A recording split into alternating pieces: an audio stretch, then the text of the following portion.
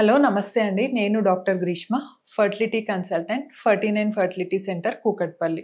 ఈరోజు మనం అసలు ఐవీఎఫ్‌లో గ్యారంటీ ఎంతవరకు అవుతుంది? సో, ఈ విషయం గురించి అంటే ఇది చాలామంది కామన్‌గా అడిగే డౌట్ అనమాట. ఇప్పుడు మేము ఇంత ఖర్చు పెట్టి ఐవీఎఫ్ అనేది చేయించుకుంటాము. కాకపోతే మీరు మాకు గ్యారంటీ అనేది ఇవ్వగలరా? సో, ఎంతవరకు గ్యారంటీ ఉంటుంది మనకి ఐవీఎఫ్‌లో? ఇది చాలా కామన్‌గా వచ్చే అంటే ఒక డౌట్ అనమాట కపుల్‌కి. సో, ఇప్పుడు ఏంటి అంటే మనకి ఐవీఎఫ్ అనేది మనకి సక్సెస్ అనేది దేని మీద ఆధారపడి ఉంటుంది అంటే ఒకటి ఏజ్ అనమాట. ఏజ్ అనేది first and foremost important thing. ఇంకొకటి వాళ్ళ ఎగ్ నంబర్స్‌ని బట్టి, క్వాలిటీని బట్టి కూడా మనకి ఇది ఆ సక్సెస్ అనేది ఆధారపడి ఉంటుందన్నమాట.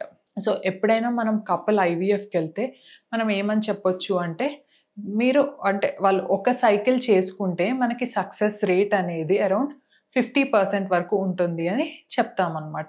అట్లాగే ఇప్పుడు ఎవరైతే couple multiple cycles of IVF చేయించుకుంటే డెఫినెట్‌గా వాళ్ళకి సక్సెస్ రేట్ అనేది 70% వరకే ఉంటుందన్నమాట ఆ కపుల్‌కి. సో, ఎప్పుడైనా మనం ఒక సింగిల్ ఐవీఎఫ్ ద్వారా సక్సెస్ గ్యారంటీ అని చెప్పలేం. కాకపోతే మనం చూసేది ఏంటి అంటే వాళ్ళకి ఒక ఐవీఎఫ్ ఫెయిల్ అయినా కూడా మనకి నెక్స్ట్ అంటే 2, 3 ఐవీఎఫ్స్ తర్వాత సక్సెస్ అయిన వాళ్ళని చూస్తామన్నమాట.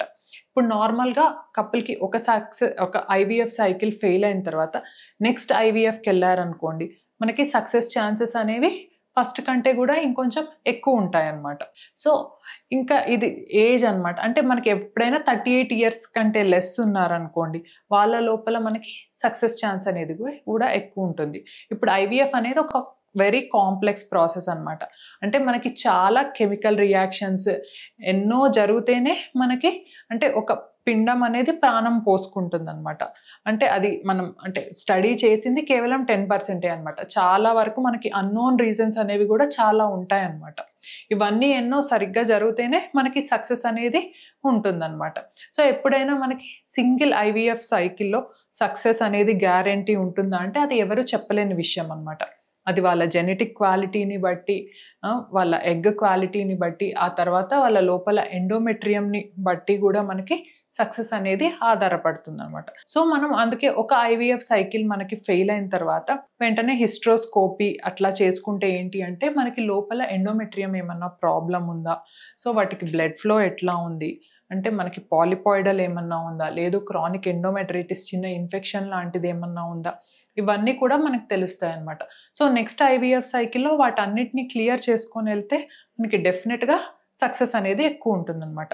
సో, ఎప్పుడు కూడా మనకి ఐవీఎఫ్ సైకిల్‌లో గ్యారంటీ అనేది ఏజ్ ప్రకారము వాళ్ళు ఎన్ని సైకిల్స్ తీసుకున్నారు, వాళ్ళ ఎగ్ క్వాలిటీ ఏంటి, ఎండోమెట్రియం క్వాలిటీ, స్పెర్మ్ క్వాలిటీ వీటన్నిటి మీద మనకి సక్సెస్ అనేది ఆధారపడి ఉంటుందన్నమాట. ఇప్పుడు మనకేంటి అంటే కొన్ని చోట్ల వేరే దగ్గర ఏంటి అంటే 100% మనకి సక్సెస్ గ్యారంటీ. దాని తర్వాత మనకి అంటే ఎప్పుడు చెప్పినా కూడా మనం అది నమ్మడానికి ఉండదన్నమాట. ఎప్పుడైనా సక్సెస్ అనేది 100% డెఫినిట్‌గా ప్రెగ్నెన్సీ వస్తుంది. లేకపోతే మనీ బ్యాక్ ఇట్లాంటివన్నీ ఏమైనా ఉన్నా కూడా వాటికి కండిషన్స్ అప్లై అనేవి డెఫినిట్‌గా ఉంటాయన్నమాట. సో, ఇట్లాంటి వాటి ట్రాప్‌లో పడి మనం వెళ్తామనుకోండి, మనకి సైకిల్ అనేది ఫెయిల్ అయినా కూడా ఇవి అప్లైడ్ కండిషన్స్‌లో లేవు అని చెప్పేసి ఎట్లైనా కూడా మనకి మనీ వాపస్ ఇవ్వడం అనేది జరగదన్నమాట. సో, ఇవన్నీ అర్థం చేసుకొని కపుల్ ఎవరైనా కూడా సో, బెస్ట్ ఫర్టిలిటీ సెంటర్ ఎప్పుడైనా కూడా మనం ఫర్టిలిటీ సెంటర్‌కెళ్ళినప్పుడు వాటి సక్సెస్ రేట్ ఎంతుంది? అది చెక్ చేసుకోవడము, ల్యాబ్ క్వాలిటీ ఎట్లా ఉంది? అవన్నీ దృష్టిలో పెట్టుకోవడం ఇంపార్టెంట్ అనమాట.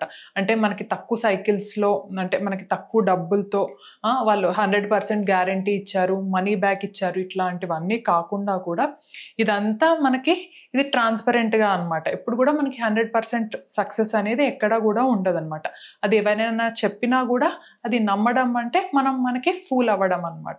సో, ఎప్పుడైనా మనం ఎక్కడికైనా సెంటర్‌కి వెళ్ళినప్పుడు ఇవన్నీ దృష్టిలో పెట్టుకొని మనం ముందుకెళ్తే మనకి ఎప్పుడు కూడా సక్సెస్ అనేది ఉంటుందన్నమాట. మనం ట్రై చేసే దాన్ని బట్టి. Thank you.